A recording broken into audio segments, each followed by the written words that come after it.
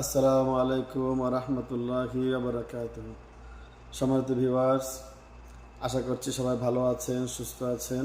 আল্লাহ পাক সবাইকে ভালো রাখুক, সুস্থ রাখুক, এই কামনা করছি। সম্মানিত ভিউয়ার্স, আজকে আমাদের ধারাবাহিক কবিতার আসর থেকে আজকে আরেকটি কবিতা আবৃত্তি করব। আজকের কবিতাটি হচ্ছে প্রবাসীদেরকে নিয়ে। শুরু করছি। বিসমিল্লাহির রহমানির রহিম। আবৃত্তি করছি স্বরচিত কবিতা প্রবাস জীবন। প্রবাস জীবন কষ্টের আছে সবার জানা, বছর শেষে বাড়ি যেতে নেই যে কারো মানা।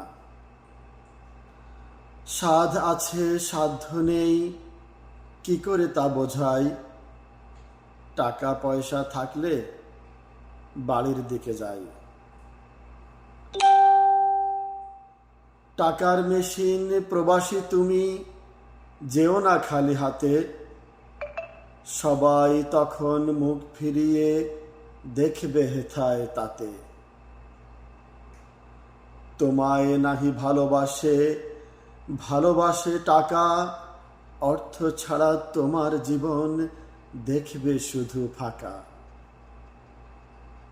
সংসার সুখের হয় টাকার গুণে, টাকা ছাড়া তোমার কথা কেউ নাহি শুনে।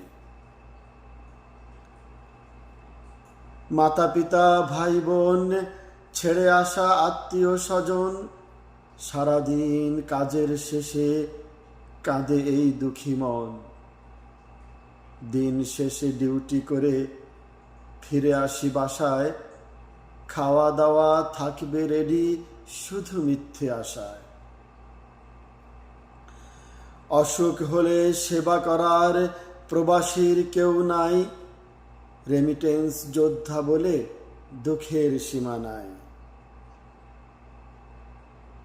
দেশ থেকে ফোন করে বায়না অনেক বেশি, এটা সেটা আনতে হবে, ঘড়িটা বিদেশি। নাস্তার টাকা বাঁচিয়ে রাখি ক্ষুধা পেটে ধরে, একটু পরেই বিকাশ দোকানে দেব ফোন করে। আবার ভাইয়ের অসুখ, বোনের বিয়ে, সবাই বলে দেশে আসবে এবার কি নিয়ে। অসুখ নিয়ে ডিউটি করি আমি যে প্রবাসী, কেউ বোঝে না মনের কষ্ট, কত ভালোবাসি।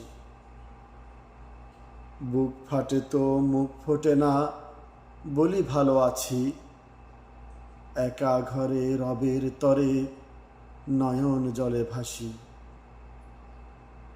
12 ঘন্টা ডিউটি করে বাসায় রান্নার কাজ, সব জ্বালা সয়েও যেন প্রবাসী নেয় সাজ।